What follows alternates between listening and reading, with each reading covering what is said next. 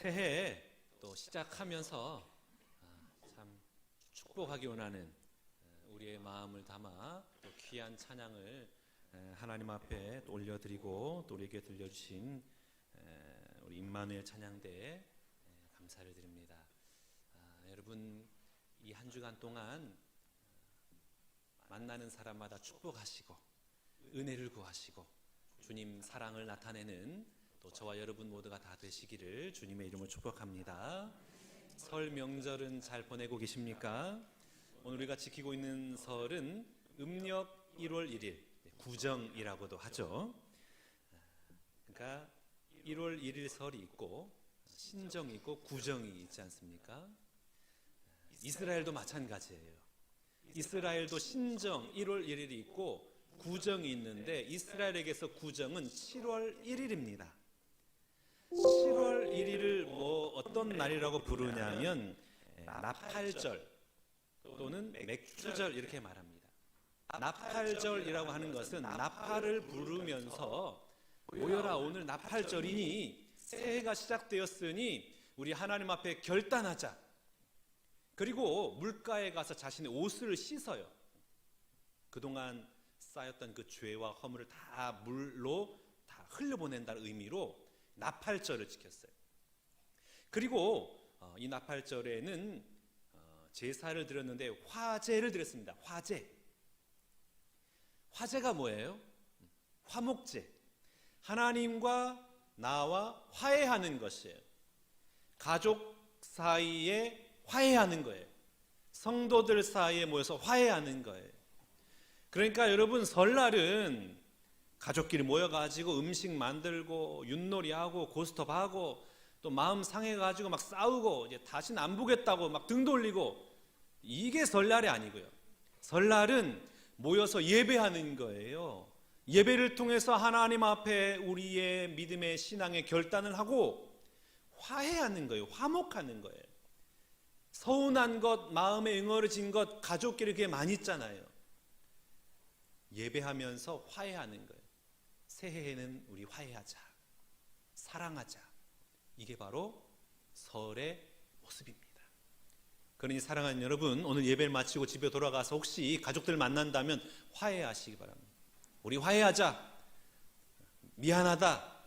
날 용서해다오. 우리 앞으로 잘 지내자. 가족끼리뿐만 아니라 우리 영적인 가족, 우리 성도들끼리도 우리가 만났지 않습니까? 화해하시기 바라요. 그게 새해의 출발하는 아주 중요한 의미입니다. 마음에 있는 그 미움과 응어리를 다 떨쳐버리고요. 사랑하고 축복하고요. 그러면 이 한 해가 주님의 은혜 안에서 은혜로운 한 해가 될 줄로 믿습니다. 그래서 나팔절이라 그래요. 나팔절을 맥추절이라 그럽니다. 맥추절은 무슨 날인가요? 출애굽기 23장 16절 말씀 봐볼까요? 맥추절을 지키라. 이는 내가 수고하여 밭에 뿌린 것에 첫 열매를 거둠이니라. 수확하는 때예요. 첫 열매를 수확하는 때. 그런데 여러분 나오미와 룻이 베들레헴에 돌아왔을 때 그때가 언제였다라고 기록하고 있나요? 룻기 1장 22절 말씀 한번 봐보겠습니다. 나오미가 모압 지방에서 그의 며느리 모압 여인 룻과 함께 돌아왔는데 그들이 언제요? 보리 추수 시작할 때에 베들레헴에 이르렀더라.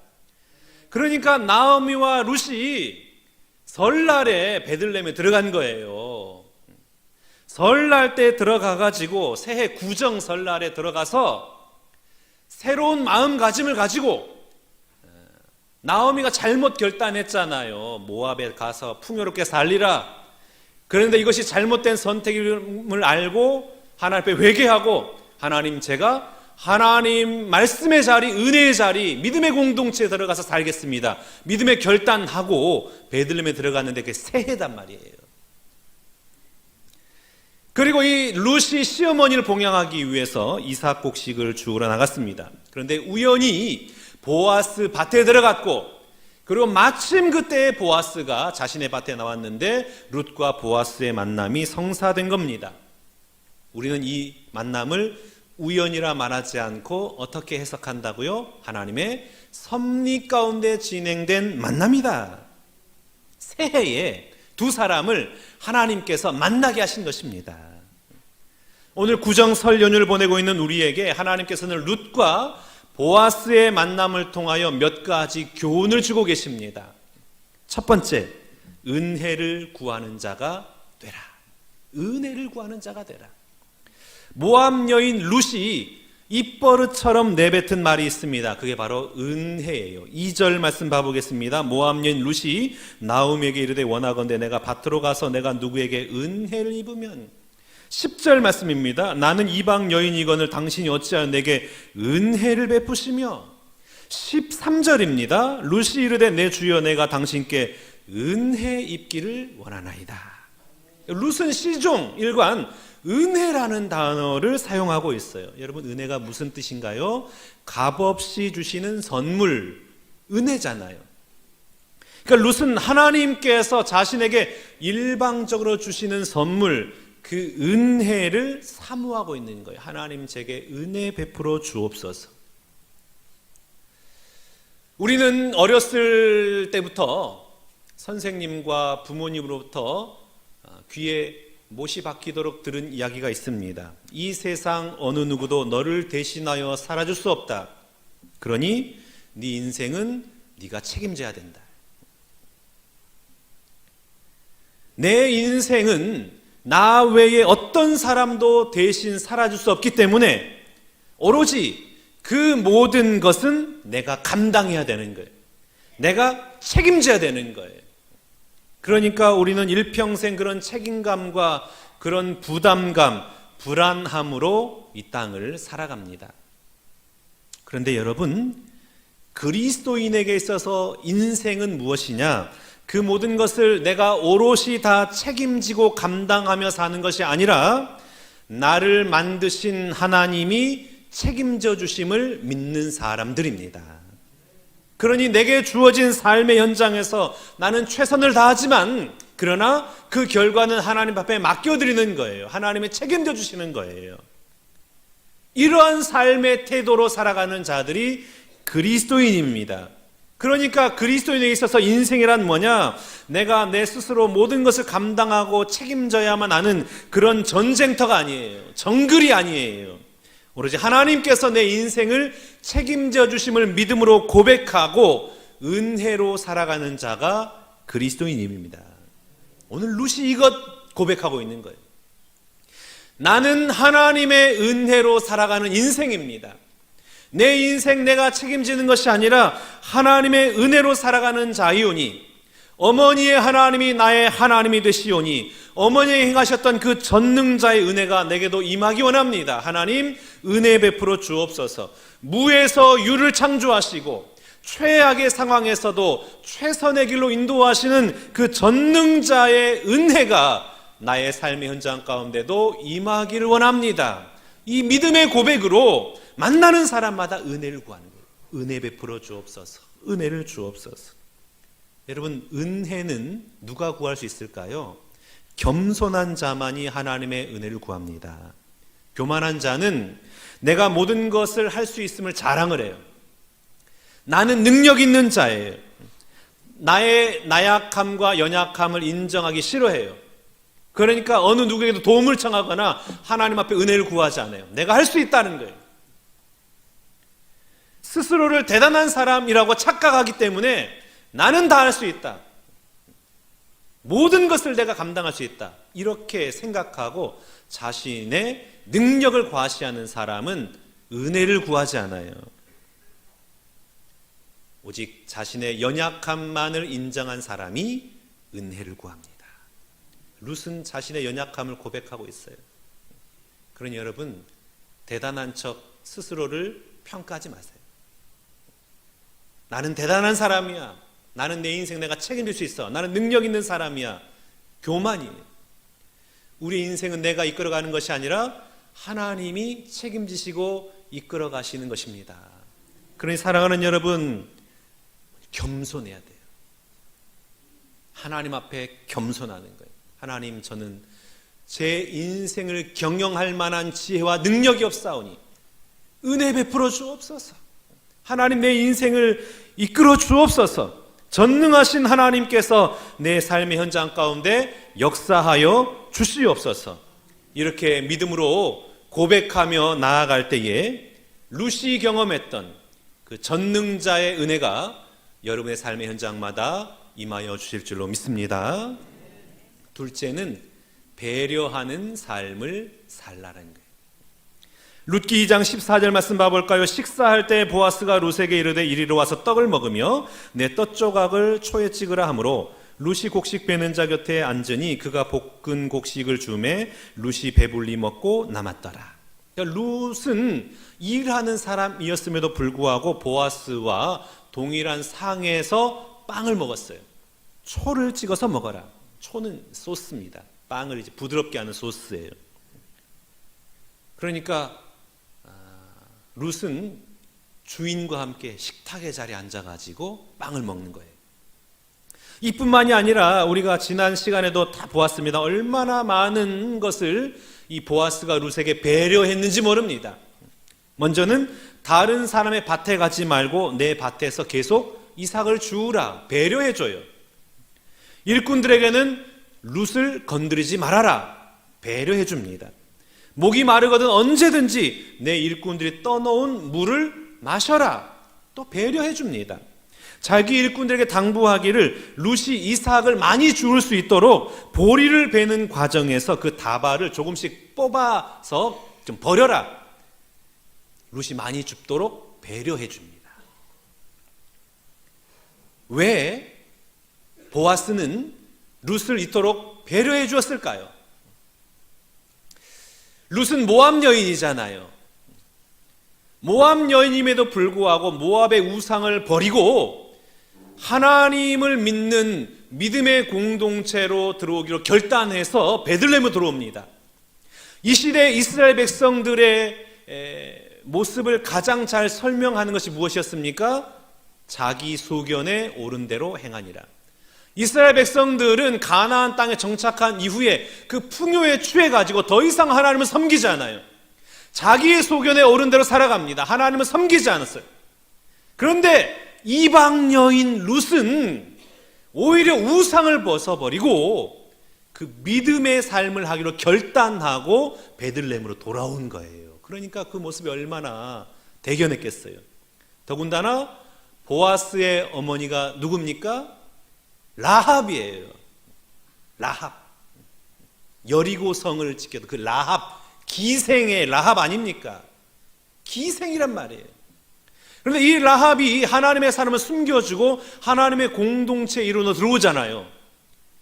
보아스가 아마 어머니의 모습을 계속 봤을 거예요. 이방 여인으로서 이 믿음의 공동체에 살아가는 것이 얼마나 힘들다라는 것을, 매일매일 눈물을 흘리고 인내하고 견뎌야만 한다라는 것을 너무나 잘 알고 있었을 겁니다.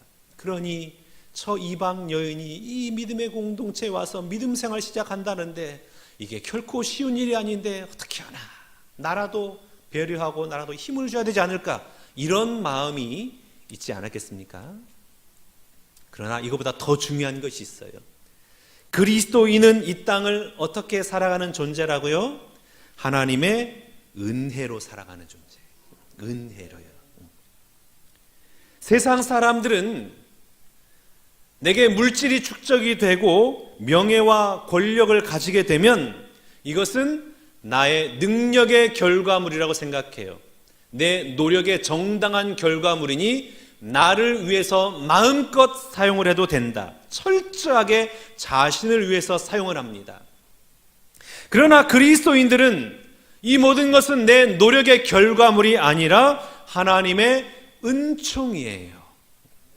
내가 가지고 있는 물질, 권력, 그 모든 것은 나의 능력의 결과물이나 나의 노력의 결과물이 아니라 오로지 하나님의 은총의 결과입니다. 하나님이 이것을 왜 내게 주셨는가? 이것을 가지고 너를 위해서 사용하라는 것이 아니라 흘려보내라는 거예요. 축복의 통로가 되고 은혜의 통로가 되고 사랑의 통로가 되라. 하나님의 명령임을 받들고, 그러니까 이웃을 생각하는 거예요. 내 것이 아니에요. 그러니까 연약한 자들에게 흘려보낼 수가 있는 것입니다. 내가 가진 것을 흘려보내는 거예요. 왜냐? 이게 하나님이 나에게 물질을 주신 이유이기 때문입니다. 옛날에 부지런하고 알뜰하게 돈을 모았던 한 사람이 있었습니다. 얼마나 열심히 돈을 모았는지 그 주변의 모든 사람들이 이 사람을 향하여서 수전노다. 얼마나 독했으면은요, 그냥 돈을 다른 사람에서 사용한 적이 없어요. 모으는 거예요. 그래서 부자가 됐어요. 그런데 이 부자가 세상을 떠날 날이 다가오자 자식들을 불러놓고 유언을 했습니다. 자식들아, 내가 죽으면 상여 앞뒤 좌우 양옆에 걸자를 크게 써서 붙여놓아라. 네? 걸자요? 자녀들이 의아해하면서 도대체 그 이유가 무엇입니까? 물어봤습니다. 그러니까 이 아버지가 말하기를, 내가 이렇게 허무하게 죽을 줄 알았더라면 그동안 모은 재산을 선한 일에 쓸 걸 하고 생각했기 때문에 걸자를 적어놓아라. 가난하고 못 산 사람들을 도와줄 걸, 이렇게 후회하는 생각이 들기 때문에 걸자를 기록해 놓아라. 내가 모은 재산을 공부를 하고 싶어하는 사람들을 위해서 장학금으로 좀 쓸 걸, 이렇게 후회하고 있으니 걸자를 꼭 적어 놓아라. 그리고 내가 모은 모든 재산을 하나님 나라를 위해서 마음껏 써볼 걸, 이렇게 후회하고 있으니 걸자를 적어 놓아라. 이렇게 유언을 남겼답니다.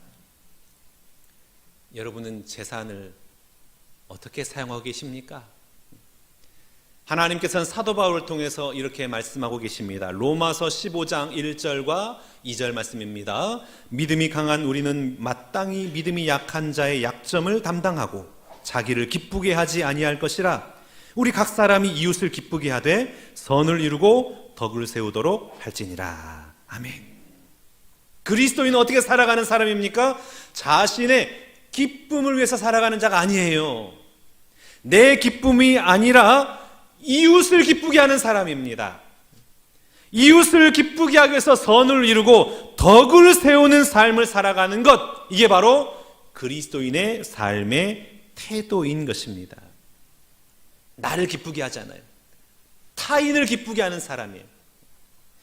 타인을 기쁘게 할 때에 그 기쁨이 결국에는 나에게 돌아와서 나에게도 큰 기쁨의 은혜가 임하게 하실 줄로 믿습니다. 이것이 바로 하나님이 우리에게 물질과 영향력을 주신 이유입니다. 오늘 보아스는 이 하나님의 섭리와 은총의 은혜를 알았기 때문에 자신의 물질과 사랑을 연약한 자에게 흘려보낸 것입니다. 사랑하는 여러분, 오늘 우리가 물질을 대하는 태도, 연약한 자를 대하는 태도가 이와 같기를 바랍니다. 흘려보내는 거예요. 내가 꼭 가지고 있는 것이 아닙니다. 내가 부둥켜 안고 있다고 해서 내가 부자가 되는 게 아니에요. 흘려보낼 때에 하나님께서 그 흘려보낸 것 이상으로 나에게 채워주실 줄로 믿습니다. 내가 가진 것으로 하나님을 기쁘게 하고 이웃을 기쁘게 할 때에 우리 하나님은 나를 이 세상에서 가장 기쁜 삶을 살아갈 수 있도록 은혜 베푸시고 기쁨으로 인도하여 주실 줄로 믿습니다. 셋째는 기업 물을 자를 만나야 되는 것이. 오늘 보면 20절 말씀 봐볼까요? 나오미가 자기 며느리에게 이르되 그가 여호와로부터 복받기를 원하노라. 그가 살아있는 자와 죽은 자에게 은혜 베풀기를 그치지 아니하는도다 하고, 나오미가 또 그에게 이르되 그 사람은 우리와 가까우니 우리 기업을 물을 자 중에 하나이니라 하니라. 나오미가 룻이 가져온 곡식을 보았어요. 17절 말씀 보면 룻이 얼마만큼 보리를 가지고 왔냐면 한 에바를 가져왔다 그랬어요. 이 한 에바는 22리터, 12대입니다. 일주일치 식량이에요. 많이 가져온 거예요. 깜짝 놀란 거예요. 도대체 어디에 가서 이렇게 많은 곡식을 주워왔느냐? 그랬더니 룻이 보아스 밭에 가서 이 곡식을 주워왔습니다. 그랬더니 나오미가 박수를, 손뼉을 치면서, 보아스는 하나님께서 우리를 살리시고자 기업 물을 자로 예비시켜 주신 하나님의 사람이다. 이걸 깨달아요. 그는 우리의 기업 물을 자다. 하나님이 우리에게 기업 물을 자를 만나게 하셨다. 직감적으로 그가 알게 됩니다. 기업 물을 자가 누구일까요? 구약 성경을 보면 기업 물을 자는 히브리어로 고엘이라 그래요. 고엘. 이 고엘은 아주 의미가 풍성하고 아름다운 단어입니다. 이 고엘에 크게 네 가지 의미가 있어요. 첫 번째는 토지 무르기예요. 흉년이 들고 가난이 오면은 사람들이 살아갈 수가 없으니까 자신의 땅을 팔아요. 땅을 팔고 이제 살아갑니다. 그 돈으로요. 그런데 판 사람의 친족 중에 한 명이 대신 돈을 지불하면 판 땅을 다시금 가져올 수가 있어요. 땅을 산 사람이 난 팔고 싶지 않습니다. 땅이 지금 2배가 오를 텐데 내가 왜 팔아요? 난 못 팝니다. 이럴 수가 없는 거예요. 값을 지불하면 무조건 땅이 다시 돌아오게 되어 있어요. 그래서 판 땅을 다시 소유하게 되어 있는 것, 이게 바로 고엘입니다. 두 번째는 노예된 자를 해방시켜주는 게 고엘이에요. 땅을 팔았는데도 살 수가 없어요. 그러니까 어떻게 돼요? 자신을 노예로 파는, 가족을 노예로 파는, 그때부터 이제는 노예의 삶이 시작되는 거예요. 그런데 친족 중에 한 명이 와서 값을 지불하면 노예의 삶을 청산하고 다시 일반적인 삶을 살아갈 수가 있습니다. 노예를 해방시켜주는 것, 이게 바로 고엘이에요. 그리고 세 번째는 계대 결혼. 형이 결혼을 했는데 자식이 없어서 죽어버렸어요. 그러니까 이 대가 끊기잖아요. 그러면 그의 동생이 대신 형수와 결혼을 해서 자식을 낳아주면 형의 자식이 되는 거예요. 이게 바로 계대 결혼입니다. 그런데 그 동생 중에 나는 사랑하는 사람이 있으니 나는 다른 여자랑 결혼할 거야, 이러면 그 밑에 다른 사람이 이어받아서 계대 결혼을 하게 되는 겁니다. 형의 이름으로 대를 이어주는 것, 이게 바로 고엘이에요. 그리고 마지막 네 번째가 보수, 피의 복수라고도 합니다. 친척이 살인을 당했어요. 억울한 죽음을 당했어요. 그러면 그 친척 중에 한 명이 이 친척이 억울한 누명을 먹고 억울한 살인을 당했으니 보복해 주는 것, 억울함을 풀어주는 것, 이게 바로 고엘입니다. 고엘이 뭐냐? 잃어버린 땅을 회복시켜주고, 노예에서 해방시켜주고, 끊겨진 대를 이어주고, 악인들에게 당한 어려움을 복수해주는 것, 이게 고엘, 기업 물을 자예요. 나오미가 보아스를 향하여서 우리의 기업 물을 자를 하나님이 예비시켜 주셨다, 이렇게 말한 것은 보아스가 우리의 끊겨진 대를 잇게 할 거고, 우리를 회복시켜 줄 거고, 우리의 가정을 다시금 일으켜 세워준 줄 기업 물을 자를 하나님이 예비시켜 주셨음을 말하고 있습니다. 여러분, 나오미와 룻이 망한 인생이잖아요. 남편도 죽고 자식들도 죽고 다 죽고 재산도 아무것도 없어요. 망해버린 인생이에요. 아무런 소망이 없어요. 근데 이때에 나오미와 룻이 무엇을 했습니까? 자신들의 삶을 말씀으로 해석하잖아요. 왜 나에게 이런 흉년이 왔는가? 왜 나에게 이런 고난이 왔는가? 원망하고 불평하고 낙심하는 것이 아니라 말씀을 펼친 거예요. 말씀을 통해서 자신의 인생을 해석한 거예요. 아, 하나님이 나로 하여금 다시금 은혜의 공동체로 들어가라고 이렇게 흉년을 허락하셨구나. 말씀의 자리로 돌아가라고 흉년을 허락하셨구나. 고난을 허락하셨구나. 이렇게 해석하고 베들레헴으로 들어가지 않습니까? 이때부터 전능자의 은혜가 시작되는 거예요. 기업 물을 자 보아스를 준비시키셔서 가문을 회복시켜 주시고 다윗의 조상으로, 그리고 메시아 예수님의 조상의 반열에 올려주신 것입니다. 여러분, 혹시 오늘 예배하고 지금 설날을 보내고 있지만 모든 것을 다 잃어버리고 어떠한 소망도 없이 빈털터리 인생으로 이 자리에 앉아있는 분이 계실지 모르겠습니다. 풍성한 설을 보내고 기쁨의 설을 보내야 되지만 한숨만 나오고 한탄만 나오고 탄식만 나오고 원망과 통곡 소리로 내 인생을 채워나가는 분이 있을지 모르겠습니다. 그러나 여러분, 그 고난의 자리, 흉년의 자리에서 원망하지 마시고 탄식하지 마시고 포기하지 마시고 도망가지 마세요. 나오미와 룻처럼 말씀을 펼치세요. 하나님의 말씀으로 내 인생을 해석하세요. 고난을 해석하세요. 흉년을 해석하세요. 말씀의 자리로 돌아오라. 은혜의 자리로 돌아오라. 믿음의 공동체로 돌아오라. 이것은 너를 성숙하기 위해서, 연단하기 위해서, 너에게 구원의 은혜를 베풀기 위해서 너에게 주어진 하나님의 연단이다. 아니, 흉년으로 가장한 복이다. 그러니 여러분, 그 절망의 자리, 흉년의 자리, 고난의 자리에서 말씀으로 자신의 삶을 구속사적으로 해석하여서 은혜의 자리, 말씀의 자리로 돌아오는 여러분 될 수 있기 바랍니다. 그러면 기업 물을 자를 준비하신대요. 내 가문을 회복시켜주고 내 인생을 새롭게 하실 기업 물을 자를 준비시켜 놓으신답니다. 여러분의 기업 물을 자가 누구인가요? 그 기업 물을 자, 하나님이 준비시켜 놓은 기업 물을 자가 누구입니까? 예수 그리스도예요. 예수님이 여러분의 기업을 물을 자입니다. 이미 망가져버린 인생, 제대로 잡기에는 내 힘이나 능력이 없어서 포기할 수밖에 없는 인생, 내 마음대로 해보려다가 망가뜨린 인생, 이제 희망도 없고 소망도 없고 아무것도 없는 내 인생, 우리 주님 예수 그리스도가 그 인생을 회복시켜 주실 줄로 믿습니다. 예수님이 우리 인생을 책임져 주세요. 예수님이 우리 인생의 기업이에요.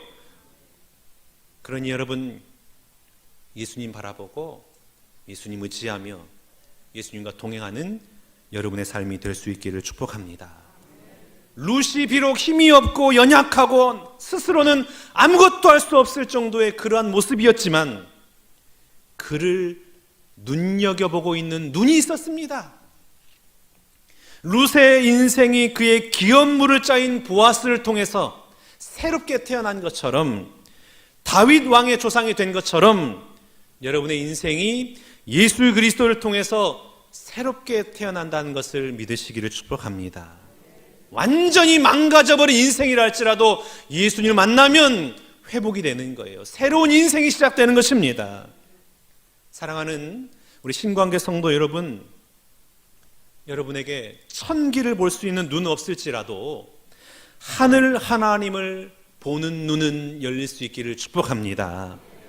사물을 꿰뚫어 보는 직관력, 현실에 대한 통찰력, 남보다 시대를 예견할 수 있는 해안은 없다 할지라도 하나님의 일하심, 하나님의 섭리하심, 하나님의 인도하심을 볼 수 있는 그 믿음의 눈이 열릴 수 있기를 축복합니다.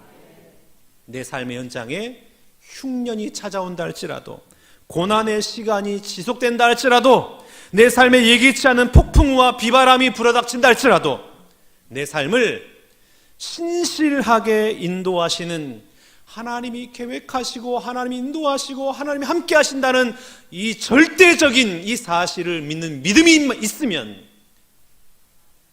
룻에게 기업 물을 짜 보아스를 만나게 하셔서 가문을 회복시키고 인생을 회복시켜 주셨던 것처럼 저와 여러분의 삶을 회복시켜 주셔서 하늘의 기쁨과 하나님의 은혜로 충만한 인생으로 바꾸어 주실 줄로 믿습니다. 우리 하나님은 슬픔이 변하여 춤이 되게 하시고 베옷을 벗기고 기쁨의 옷으로 덧입혀 주시고 절망이 변하여 희망이 되게 하시는 놀라운 은혜를 허락해 주실 줄로 믿습니다. 하나님의 섭리를 믿으세요. 하나님의 인도하심을 신뢰하세요. 그래서 전능자의 은혜를 누리며 이 땅을 감사와 찬송으로 채워나가는 새해, 여러분의 모든 삶의 현장 되시기를 주님의 이름으로 축원합니다.